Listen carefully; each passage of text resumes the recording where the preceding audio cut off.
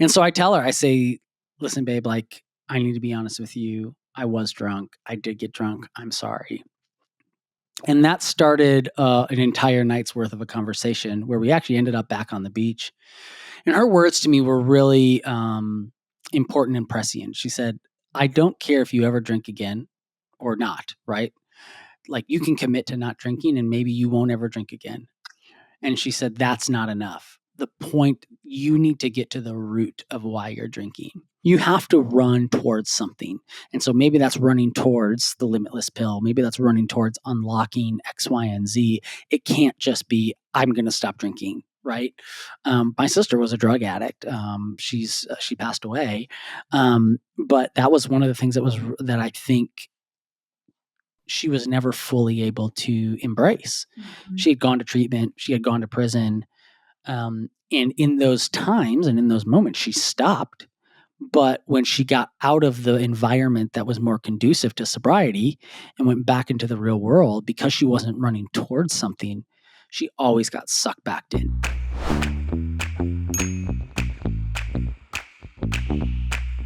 Welcome back, or welcome to the Conscious Investor podcast. I am so happy that you are here.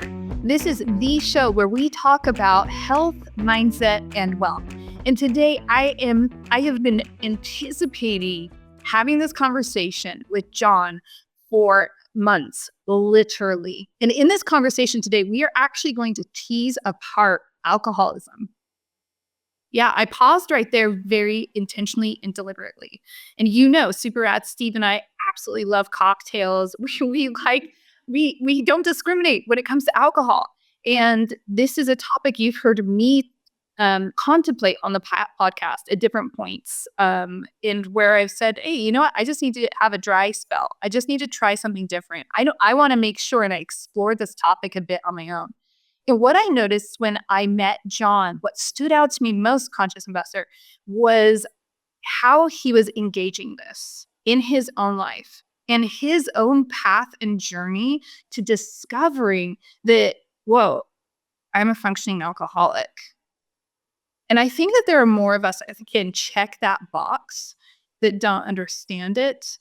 And maybe this is an opportunity for you where that little inside of you, it's been nagging at you a little bit. It's been trying to get your attention and saying like, hey, we need to start getting real about this. We need to get sober about this. Maybe this conversation is going to support you.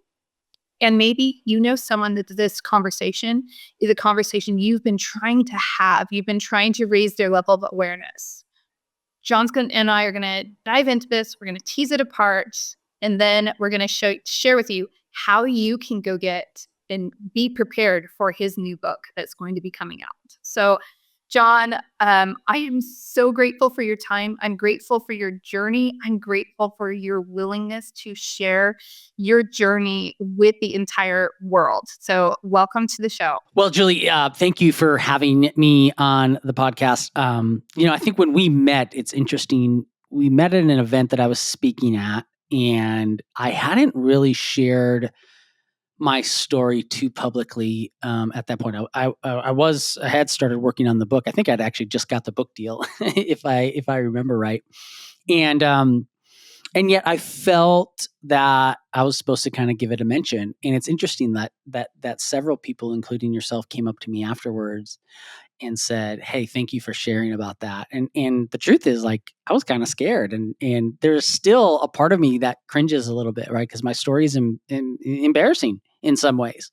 And so when you invited me to talk about this, I'm like, yes, let's do it. So thank you for having me on. I'm excited to have the conversation.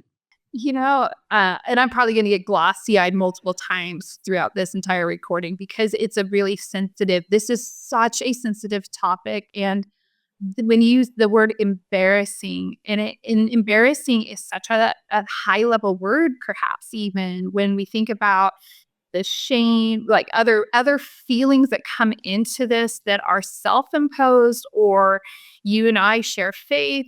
The culture of faith can have a whole other different implications. And being that front runner, the early adopter of saying something, that takes a lot. So there are a lot of places where I want to start.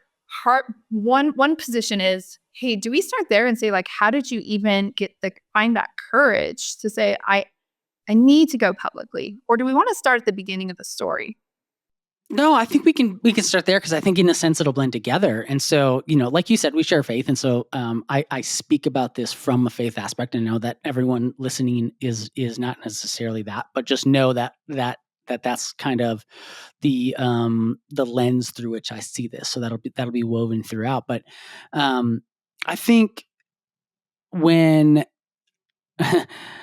so how did I get to the point of talking about it? Well, I guess maybe we will go back to the beginning. Last May, so May of 2023. I'm a best-selling author, right? And I don't say that in a haughty way, but I say that so that you kind of fully understand, like, this can happen to anyone, right? And so I released a book in 2021 on faith and mental health. It did really well, became a number one bestseller in several categories on Amazon, broke the top 100 books on all of Amazon.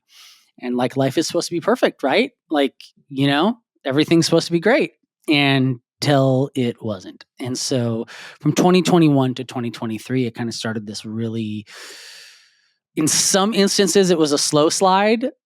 In different other periods, it was a really fast slide. And through a series of events, and stressful events and setbacks and frustrations, I came to the realization in May 2023, while my wife and I were on an anniversary trip, that I was an alcoholic. And it's an unfortunate story. The book will go into greater detail when it comes out next year. But the short version is, got drunk one night while my wife was up in the hotel room. We were kind of taking a night, we do this sometimes, like, hey, you do what you want to do tonight, I'll do what I want to do tonight. And she just wanted to sleep. I was like, okay. So I'm like, oh, there's a playoff basketball game on. I go down to the hotel bar and drink and just watch the game. And she's like, don't get drunk. I'm like, nah, I won't get drunk. And basically I end up drunk in the wee hours of the morning on South Beach in the ocean, alone, literally neck deep in the ocean, going to the bathroom. And I'm like, what has my life become? And then the next day, my wife asked me about it, and I lied to her 3 separate times. And it was just eating me up. And so finally, at dinner that night, I can't even eat. And not because I'm hungover, but because it's just tearing at me. And so I tell her, I say, listen, babe, like, I need to be honest with you. I was drunk. I did get drunk. I'm sorry. And that started an entire night's worth of a conversation where we actually ended up back on the beach. And her words to me were really important and prescient. She said, I don't care if you ever drink again or not, right? Like, you can commit to not drinking and maybe you won't ever drink again. And she said, that's not enough. The point, you need to get to the root of why you're drinking. And that was, in a sense, like, the easy thing would have been like, I'm never going to drink again, right? And she's like, no, you need to get to the root. And I'm like, well, that's harder, right? Because that means I have to dig into my past and why I'm doing this. And yet that was the commitment I made to her. So the commitment I made to her on the beach that night was not whether I was going to drink or not drink again. It was, okay, I'm going to get to the root of this. And what I found, and there's a great line, there's a book called The Many Loves of Mommy Love. It's by a woman named Laura Love Hardin. And she opens her book and she's got this line in there that was really kind of became just so important for me. She says, in my life, I've only ever chased the white whale of addiction, and that is escapism. And I was like, oh my gosh, like, that's me. I'm trying to escape. And so what I did is I went through trauma therapy for the next year and realized that I had undealt with trauma in my past that I was trying to run from. I was trying to escape. I have clinical anxiety and OCD, which was what my first book was about. And while I had gotten to a good place, I hadn't gotten deep enough that when kind of these unfortunate events happened that really rocked me, that I hadn't gotten deep enough and rooted out the escapism. So I just, that's where I went. And so I think what's interesting is, and I talk about this in my book, is I'm not trying to say that everyone who's an alcoholic has unresolved trauma, but I would say you're drinking for a reason. For me, that was some childhood issues that then manifested in different ways, right? So it wasn't like I'm sitting there drinking on the beach in Miami and getting drunk because, I was abused as a child. Like, I'm not thinking about that. But that abuse led to unhealthy habits. Those unhealthy habits led to unhealthy coping mechanisms. Those unhealthy coping mechanisms led to where I was in Miami that day.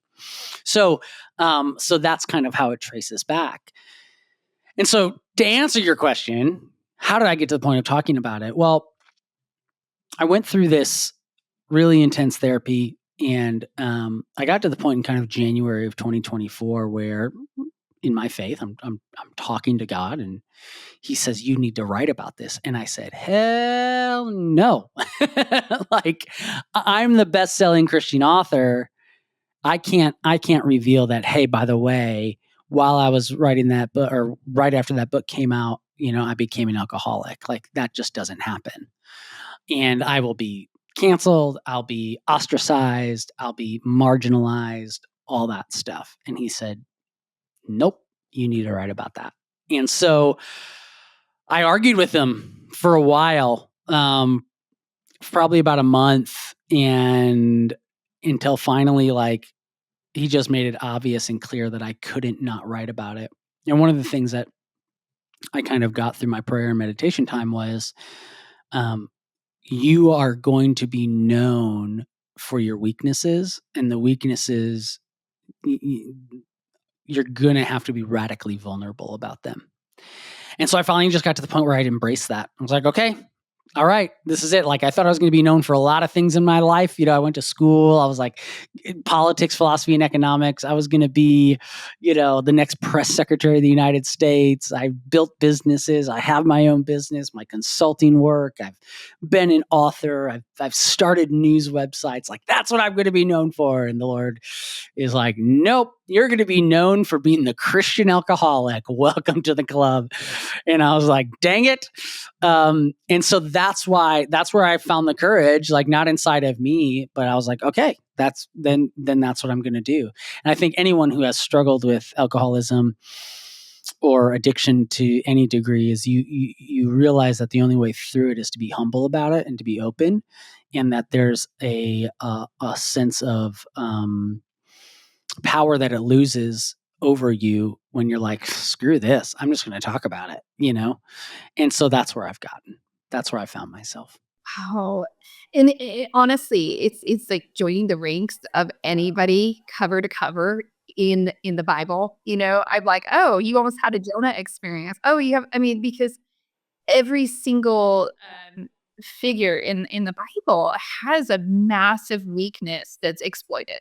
Like, God's like, oh yeah, cool. You used to totally persecute my people, or you used to be a prostitute, or you used to. And I think that's a cool thing. Is like, oh, that's what you used to be, and that even if you don't share the same faith that John and I share, this is something that holds so many people back. Is that we forget that it's used to be as in the past. That's something that sunsets. It's in the past, and it serves us moving into the future if we allow it to.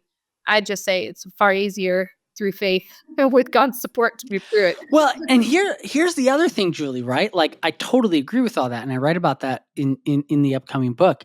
But there's also an interesting, like, one step further that I had to get to personally, Yeah. is that it is the used to, but it's also the current. And what I mean by that is one of my biggest struggles was,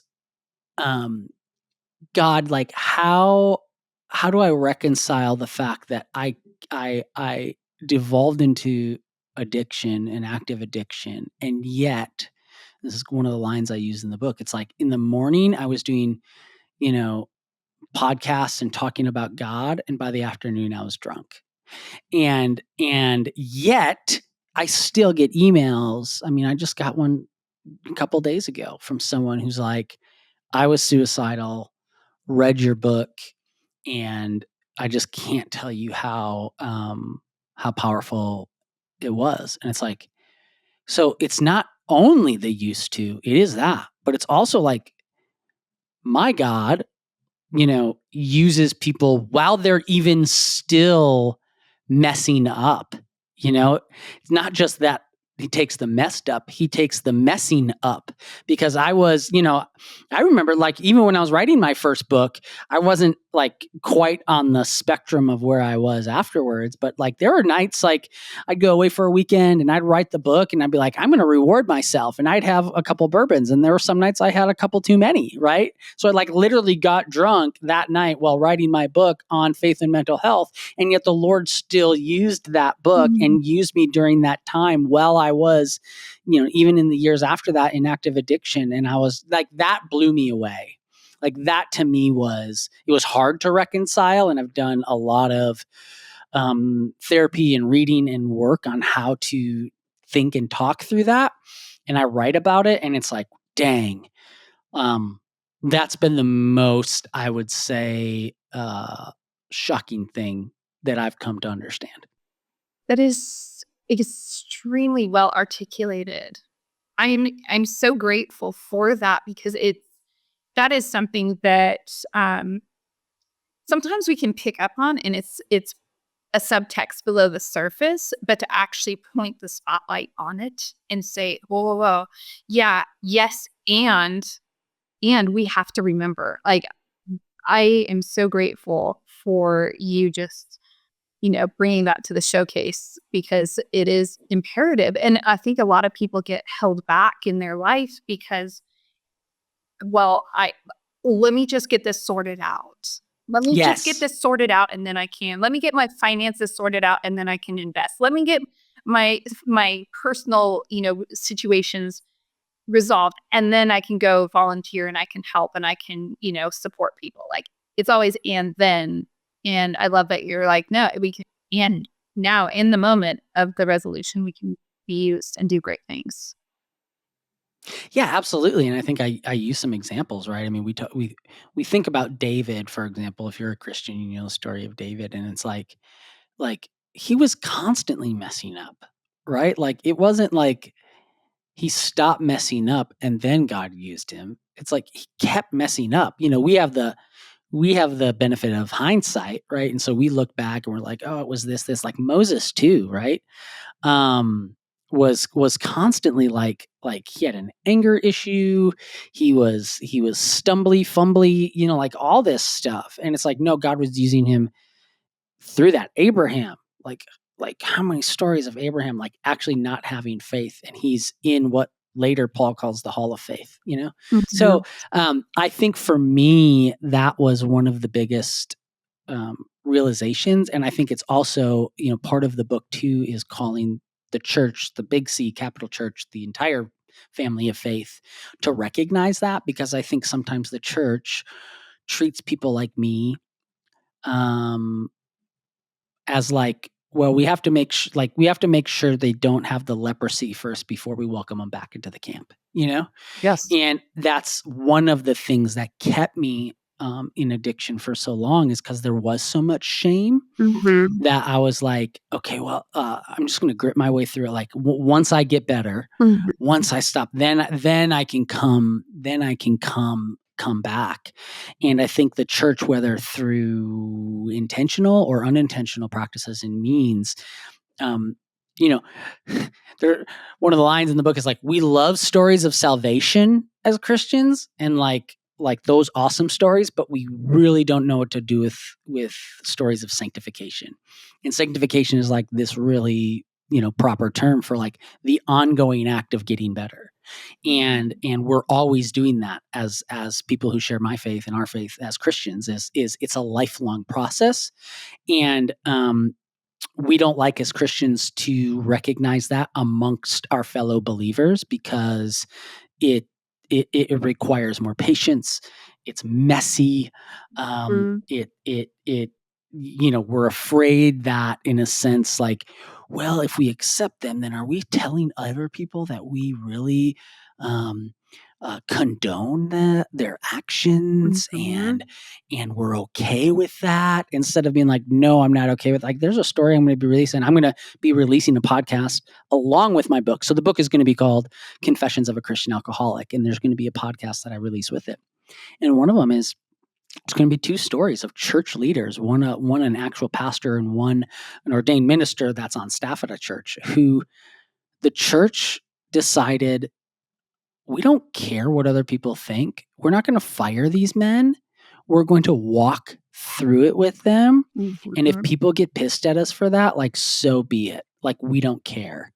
And that's the attitude I think we need more of, instead of this shunning and shaming aspect, because I think more people are going to come out of the woodwork, and we're going to be like, oh crap, you too. Yeah. Yeah, and it's the trailblazers that open the gateway, basically. It's safe, it's okay. Like, people can look to you. And I mean, all of our our conversation at the event we met at, and just as I've contemplated, just the work that in my mind that I have in my mind, like, okay, this is what John's creating, and it's caused me to do so much deep reflecting. And it's not just, say, a church, but it can be any subculture that you are part of. I have a friend, and she took a position that wasn't a popular position during COVID, and she was shunned by all of the people around her. And it actually caused her to make a geographical transition. So it's Mm, really interesting where we can face that with that. But I want to get back into this and say, why I'm going back to the beginning here. And I'm sure, please. so Yeah. I know I can kind of talk, you oh, know? and you have so much value and depth and perspective. So I want to just ask a question and let you expand and everything. A lot of people, I think, are going to relate to, are wondering this. I know, conscious investor, I hear you. And that is, why did you feel you needed to lie to your wife? In your anniversary trip, it's that lie. And were there other lies before? And how did those lies just did not how, let me ask, did those lies just sink you deeper into this? Yeah. So I think, as with any lie, I mean, you convince yourself that the truth is too hard, the truth is too embarrassing, the truth will hurt, right? Irony is that those things are true. But what people don't like to talk about is that when you do tell the truth, even though those things are true, there's a bigger and greater um, freedom that comes through it. But we humans, in the animalistic sense, don't like immediate pain, right?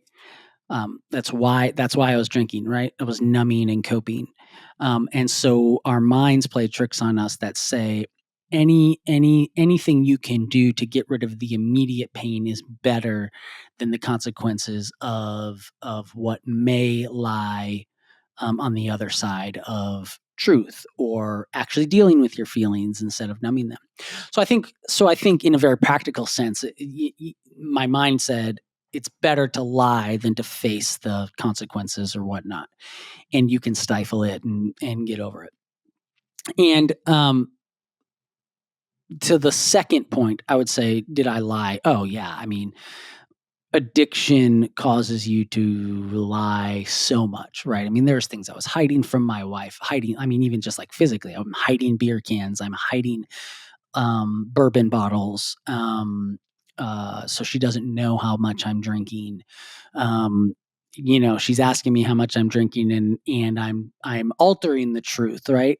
Like, oh, I've had 2 or 3, I've had 5 or 6, Um, and the other thing I say is, no one wakes up one day and says, I'm cheating on my spouse today, right?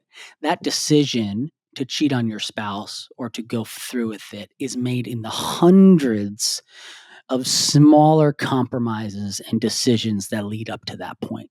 right? So for me, that decision to lie to my wife on the beach in Miami that day, that was made 100 times in hundreds of different other compromises that led to that point. Now, where it finally, that weight was too heavy for me to bear. It's interesting because I just had a conversation with a woman this morning who was trying to counsel and console her through. She's like, my son is an alcoholic, and she kind of talks through and gives me the example, and it's like, it's obvious. And she said, I'm going to sit him down, and I said, great, like, do that if that's what you feel like is the best way. Which, side note, there's no one size fits all, right? Some people are like, do I do an intervention with my husband or my wife? And it's like, or do I just not and hope that they come to the realization? And my answer is yes, right? Like, there's no one size fits all. Some people need an intervention. Some people need that kind of little voice in their ear for over a period of years. That's how my wife was. She wasn't an intervention person. She was the other one. So, anyways, I tell this person, you just need to be prepared that it's not going to do anything. And I don't say that to be defeatist. I say is like, you are not the person responsible for their coming to the understanding or their sobriety. Like, they have to get to that point. And for me, all of the things leading up to that night on the beach in Miami, like, that was it. That was then, the proverbial final straw. And that's what broke me. And so I think just be, a little piece of advice for people is just know that, like, it's not up to you. It's got to be up to them. We as Christians would say it's also up to the Holy Spirit, right? To finally break someone and come through. That was my night. That was my night. When you sit someone down, that might be their night, but it might be the first of 25 nights, right? And it's the first step of 50. Or it might be step 49, or it might be step 50. Okay, I had been writing our questions. Every time you talk, I just write down questions because it begs further pulling apart, right? And so I want to ask, like, as a spouse, that's a big deal. It's a big shift in family culture when you're dealing, wow, my spouse is an alcoholic. I want to support my spouse. And maybe to your point of some of your examples, I've recognized that my spouse is struggling with this. And I've tried to raise their awareness. I've tried to support them. And they've been blind, they've been reluctant, or they've been lots of other, like, hundreds of ways that could get filled in. So I'm not going to put that into a container that's singular. What do we say to the spouse? I would love to know, your wife knew this well before the rest of the world. And so there's something that she was living with also that the conscious investor might be living with. So how do they support the people in their life, or how do they have that patience that it seems like your wife had, and the endurance and resilience to remain steadfast? And that there are some assumptions in there. So edit and answer, as you wish. Yeah, right. I mean, I think let's start with the assumptions and caveats, right? I wasn't like physically or verbally abusive, right? I mean, I think there's always caveats there of like, if that's happening, you need to get out, you need to get help, right? So please hear that first, right? Because what I'm about to say is not like, grit it out, like, no, if you are being abused, nope, that's an ender right there. But I would, so sans that, my wife just felt a conviction, as a person of faith herself through prayer and counsel and whatnot, was that it wasn't the best route for me. The best route to get through to me was not an intervention, right? Was not I'm going to sit you down and threaten, or if you don't do this, then this. Hers was just kind of like a slow drip, right? It's that slow drip from the waterfall that eventually cuts through the rock. And that was her. And that was her approach is, I mean, she would find ways and times to bring it up. You know, hey, think maybe you need to cut back. And I would, by the way, at times, right? And this, I talk a lot about this in the book, right? We play this comparison game. I think what kept me in addiction for a lot longer is, well, I'm not doing X. I don't look like Y, you know? And so because I could cut back, I could stop, right? I lost like 70 pounds a few years back, and I had to limit myself to like 2 bourbons a week. Well, an alcoholic can't limit themselves to 2 bourbons a week, is what I told myself. And yet it was I was thinking about it, right? How soon can I get back to drinking? Right. And so one of the things I talk about in the book is a misordered relationship is a disordered relationship. So the place that alcohol was occupying in my life, it doesn't matter the quantity of drinks. The place it was occupying in my mind and in my life was misordered, and that is disordered. Right. And so going back is like my wife, she just was that slow drip, right? She was that slow drip, and her conviction was he's gotta come to the realization himself. If I just sit there and berate him and point it out, even if he changes, it's not going to be his change, and it's not going to last, right?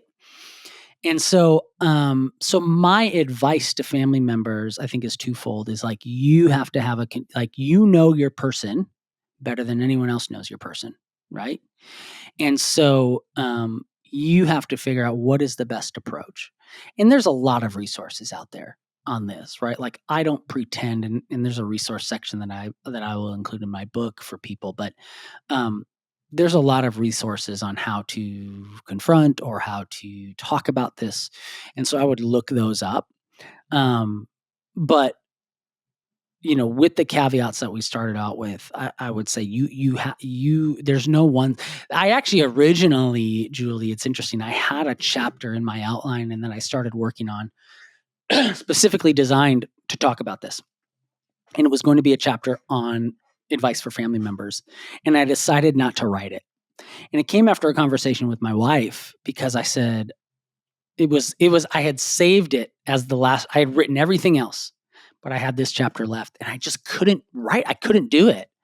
And so I sat down with my wife and I said, babe, like in my first book, I had a chapter like that, and it was like a breakout success. Like everyone loved that chapter. So I'm like, okay, I got to do the same type of thing. But when it came to mental health, it's a lot more cut and dry, right? It's a lot. I'm not saying it's fully cut and dry. It's fully black and white, but it's a lot more black and white. But when it comes to addiction, it's just really not. And I said, babe, like I have a hard time writing. I don't know what advice I can give, because it really depends person to person and situation to situation. And she's like, then don't write it. Like you can't write it, because what I did with you may not be the approach that Susie needs to take with Bob. And I don't want to say, yeah, this is what you got to do, So that's a long answer, and it's not a cop-out to say, like, it's going to vary, and you have to get counsel and advice. And by the way, my wife, I mean, right now, as we're recording this, she's at a counseling appointment, right? I got therapy, but she got counseling. She's in therapy, right? Because now that she's gotten to a point where she's not bearing the load and bearing that weight, she's really realizing how much damage it did to her, right? And that's a consequence of my action, right? That I'm still living with. Repentance and reconciliation doesn't mean there's no consequences, right? And so she's doing the work, to unpack and get through, now that she can, some of the crud that this created in her life. And so I would recommend that for people as well, either before, during, and after as well, is to get help and get counseling. I love that. It's so insightful, incredibly insightful. I want to shift the perspective, kind of pivot ever so slightly over to, wow, how does this change my life? So when you and I met, I said, and I have failed at this. Okay. And I'm like, you know what? I should just like not drink and not have any great, delicious, cocktails that my husband makes until we record this podcast. And in that process, I experienced a lot of things, and I would have experienced far more if I would have stayed with it. Summer in North Idaho on the deck, I succumbed to it. Okay. So, and I'm totally willing to throw myself under the bus. But what I noticed was a lot of different feelings of, and I could see all of these social implications. And I could see where, wow, there is drinking everywhere in my life. And one of the things that's interesting is that the people I surround myself with, people are responsible. So it's not like, oh, wow, you guys go like teenagers or college kids and get plastered and, do a bunch of stupid stuff. Like, you see, so it's a way you can warrant it, right? And you can make it more comfortable and it surrounds you. And I started, as I was not participating, I didn't feel ostracized by any stretch of the imagination. But I was literally also trying to be very hyper aware of like, what is this like? What would this be like if this was a permanent choice in my life? And so I'd love to know, how have people responded? What was that like for you to make that social adjustment? And how did you navigate that successfully? Yeah, it's interesting. Again, giving a peek behind the curtain, there was going to be a whole chapter on alcohol and culture that I had to just for word limit, I had to get rid of. Listen to the podcast. That's what we'll say. Yeah, right. And so I incorporated a little bit of some of what I had in there into other parts of the book, but really, it is a cultural thing. I also grew up in Wisconsin, which Wisconsin is on a whole nother level when it comes to drinking. Like literally studies have been done about like what they call the drunkest counties in America, and like 48 of the 50 are in Wisconsin, and like the other 2 are in the upper peninsula of Michigan, which is basically Wisconsin anyways. So it's like not like culturally, it is a huge thing where I'm from. And so I think when you do take a step back, you realize there's an author named Annie Grace who has written a book called This Naked Mind, and it's an approach to stopping alcohol, not from a faith perspective, just from like a very like psychological perspective. And she writes like alcohol is the only drug in society that we have to justify not using. And it's very true. And it is classified as a carcinogen, which is interesting. And so I think the cultural pressure to drink is heavy. But I will say this, I think for me, and this is why, and even AA, even if you're not a Christian, AA talks about the fact, and I didn't do AA. I'm not against it. I mean, there are a couple things that I'm like, I wish it, not like a huge fan of this aspect or that aspect, but I still encourage people to do it. I read the AA Big Book, they call it, which is like the handbook, and found it helpful. But even AA really navigates and talks about the idea that there has to be a spiritual component. And so the reason I say that is because when I got to the point that I did, I just knew like I didn't have an option, right? And so so in some senses, I think the people who get to a rock bottom moment, sometimes it's easier for us to give it up than it is to maybe someone like you. And what I mean by that is because in a sense I felt like I didn't have a choice spiritually, like there wasn't I had the physical choice, right? But like no, I'd gotten to the end of my rope. I had hit rock bottom, and so it was like so in that sense, in that one sense, I just want to make people hear like it was quote unquote easy. But in so many senses it wasn't. And so, but I mean, people like you who are like, well, it's kind of what they call gray area drinking or something, maybe not like you, but more in that camp. I think it can be harder because, when I got to my point, my friends and family, when I told them, it was like, they're not offering me drinks. We're not we're not going, we're not having friends night outs at the brewery, right? They're like, hey, we're going to go to the restaurant instead, right? So so I think it can be harder for people who are kind of more in that gray area, and takes more self-discipline and more self-control. And so I would say you have to find your why, right? You have to find your why. And for some people it's health reasons. For some people it's familial. For some people it's maybe monetarily. Talk about the conscious investor, right? I mean, I was spending thousands and thousands of dollars on alcohol a year. What would have happened if I would have invested that money? Right. um my goodness. That could have like paid for college for my kids, right? So you have to find your why, right? And I also tell people in general, you can't just run away from something, you have to run towards something. And so you can't just run away from getting drunk or run away from X, Y, and Z. You have to run towards, hey, I want a healthier lifestyle. I want more time with my family. I want, more X, Y, and Z. And I can say is there are a lot of practical benefits.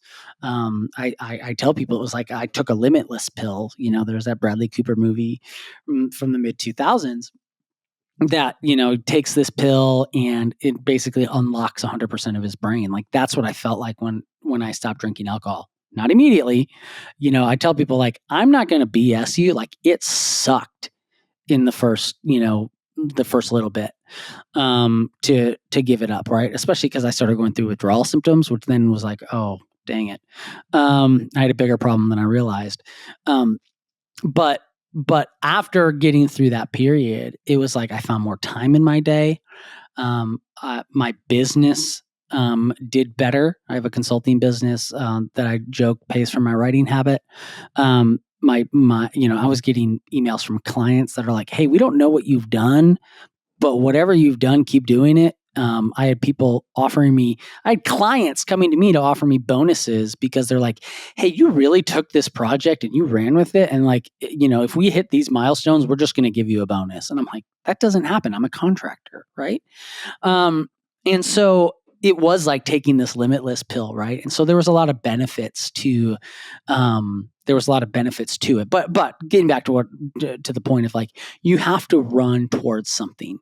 And so maybe that's running towards the limitless pill. Maybe that's running towards unlocking X, Y, and Z. It can't just be I'm going to stop drinking, right?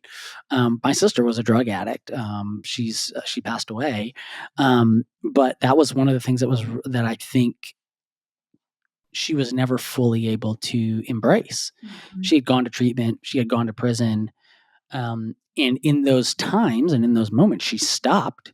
But when she got out of the environment that was more conducive to sobriety and went back into the real world, because she wasn't running towards something, she always got sucked back into the lifestyle. So, to the original question of like, how do you do it? Is I think it comes down to that. You have to run towards something and not just away from it. Mm. It's interesting because that's so uniform in life, where we really need to be going towards it versus being pulled into it.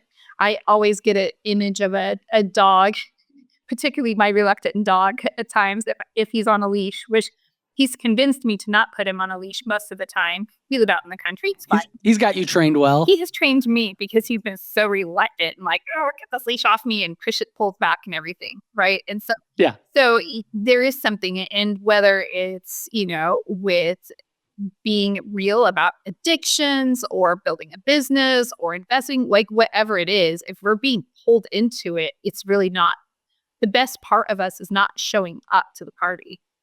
And so that's so interesting. What were some of the withdrawal experiences that you had? Yeah, so I think it's interesting that us people with it's called alcohol use disorder now, by the way, which this is a whole nother like thing. Maybe we can come back to this because it's not even called alcoholism anymore. It's not even diagnosed the same way that it used to be. It's now a spectrum.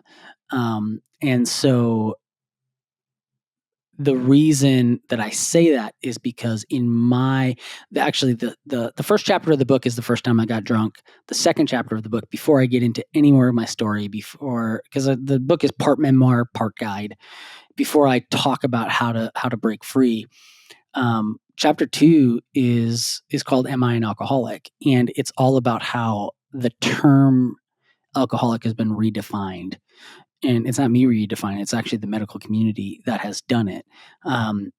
And I stayed in my alcohol use disorder for so much longer because I played the comparison game, right? And so I think the old way to define alcoholism really lent itself to the comparison game. Well, I'm not this. I'm not doing this. And so I said for years, I can give up drinking, and I would. And I didn't get the shakes, right? I wasn't like salivating and craving it, right? But when I did finally stop, my biggest withdrawal, I would get headaches. My biggest withdrawal symptom was I would wake up in the middle of the night just drenched in sweat. And so it was the night sweats. Because physiologically, what happens is your when you drink like I did, and especially I drank at night, so it helped me get to it. It helped me. I use the word Air help quotes. very get to sleep. But then basically your body gets used to alcohol is a depressant, so your body gets used to that depressant. And so when I would go to bed without alcohol, it's like my body forgot how to turn itself off, and especially certain parts of my body, like my nervous system and my sweat glands, right? So there were for 2 weeks, I would basically wake up every night in the middle of the night, and sometimes I'd have to go change. I'd just be so soaked. That was, I mean, I had already gotten the wake up call I needed, but that was like, holy crap, you know? And then what's interesting is I relapsed about a month into my sobriety, and it started that all over again. It was like 2 more weeks of night sweats once I gave it up again. So it's funny what your body does, right? Before we go on, though, I want to clarify or be clear about something, because I've mentioned this a couple times when I talk about like my rock bottom moment. You do not need a rock bottom moment to change your relationship with alcohol, This was and a I think question I was that's going to ask you. okay. Perfect, right? Because I think my greatest fear is that someone listening to this is like, well, I'll wait until then. I'll wait until I have a moment on the beach like John did. I'll wait until I give it up for a couple days and have the night sweats or have the shakes or the whatever. And what I would say is, sure, that is a indicator. Yeah. But can I tell you, my life would have been so much better. My marriage would have been so much better. My parenting would have been so much better. There would be not the consequences. Like I'm still dealing with consequences, people, that I wouldn't have had to experience if I wouldn't have waited until rock bottom, right? And so I think that can be a misnomer. It can be an excuse. It can be a comparison game that we play again. You'll hear that come up a lot, especially in the book, is that we play this comparison game. We're like, well, I don't have a rock bottom, so I'm good, right? And I would say, you don't want one. You don't want one. Like, that's the disease telling you that you need that and want that in order to change your relationship with alcohol. But you don't need a rock bottom moment. And there are plenty of people that don't have rock bottom moments that, are changing their relationship. And what I would say is one person's rock bottom moment is one person's bump in the road, right? So it's hard to say like what is a rock bottom moment, right? I had a lot of Rubicons, I say in the book. Like I had a lot of Rubicons that I said, I will never do this. I will never cross this. And if and when I do, I will know I have a problem.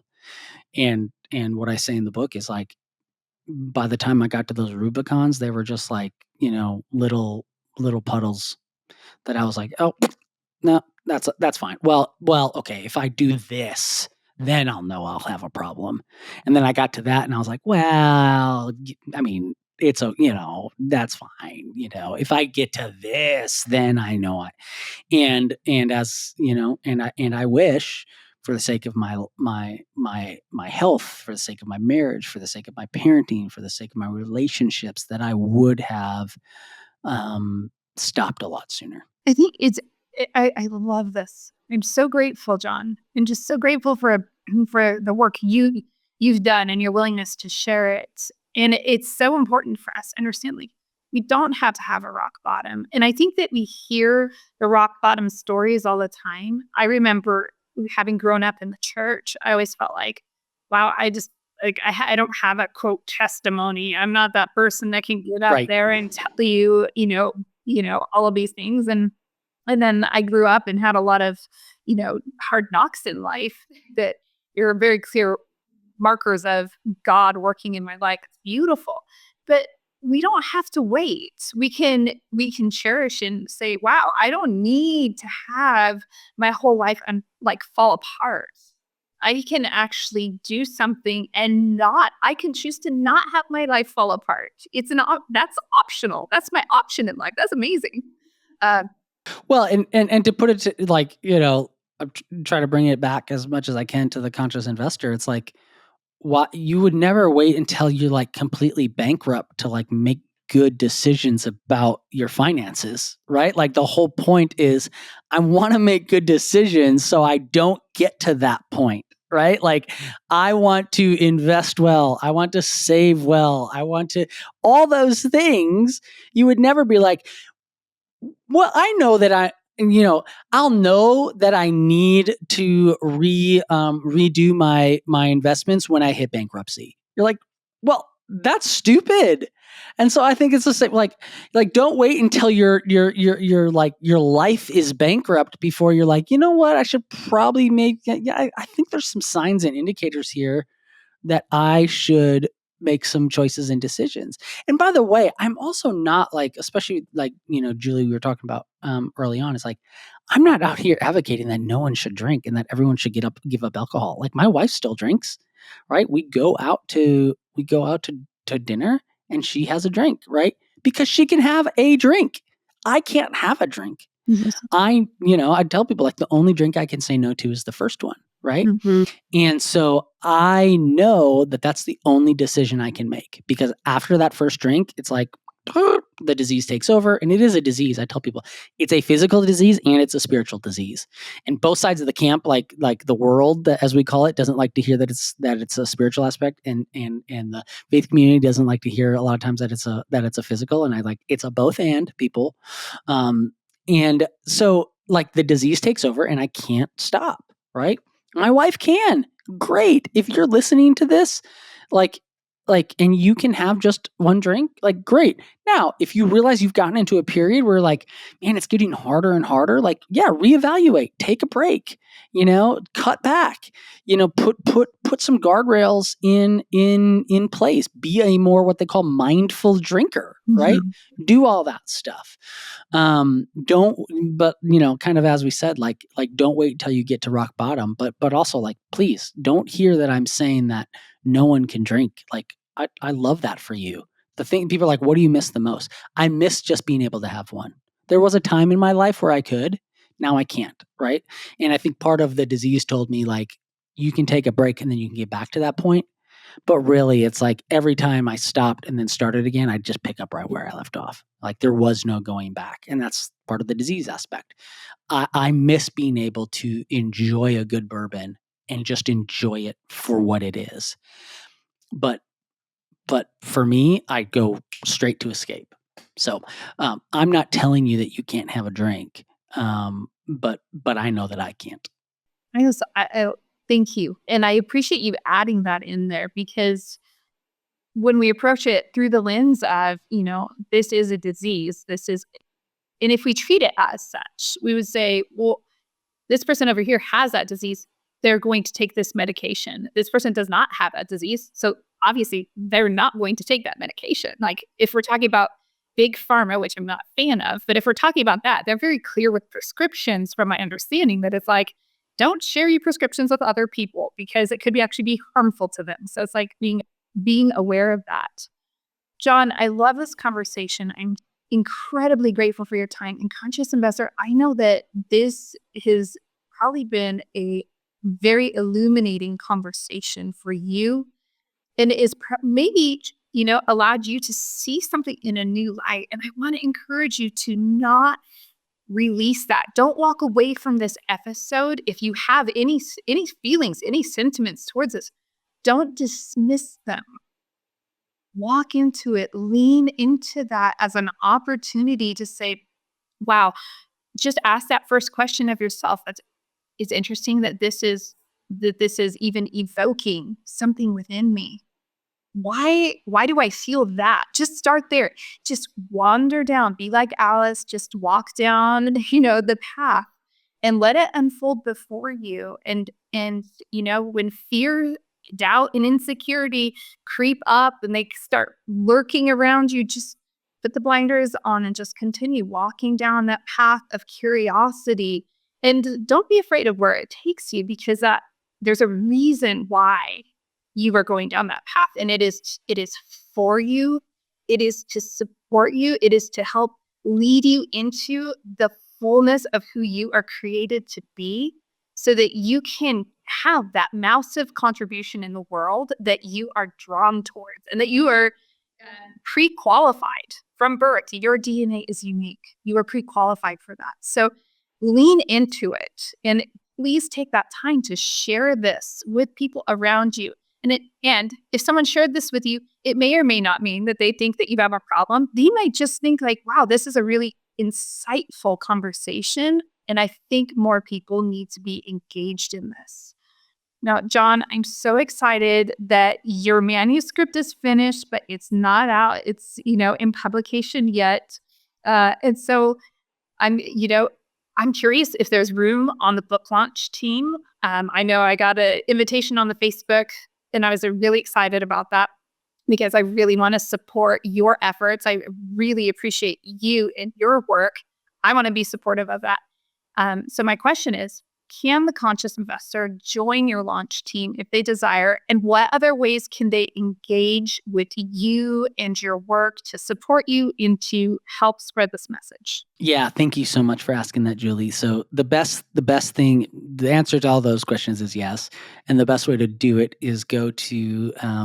I have a Substack where I send out an email every morning that is an encouragement, and so it's a little nugget to start your day. Try to make it relevant and helpful, and so you can go to Read Dear John, Jon, readdearjohn.com, and that'll bring you to my little daily blog. And so I'm posting about the book there. I'm posting opportunities. The day we're recording this, I'm having a Zoom get together with everyone who is part of kind of the inner circle of my daily blog, and we're going to hang out and talk. And so there's opportunities like that. So if you go to readdearjohn.com, you can find everything there, and I would love to have you as part of the community.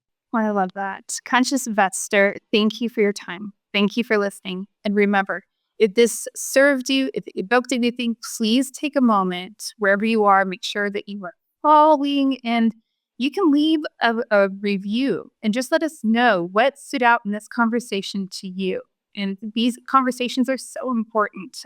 And knowing that you are part of that through reviews and things like that, it just is so encouraging and exciting. It also shows me, hey, what content is resonating with you. Until next time, Conscious Investor, cheers to your health, your mindset, and your wealth.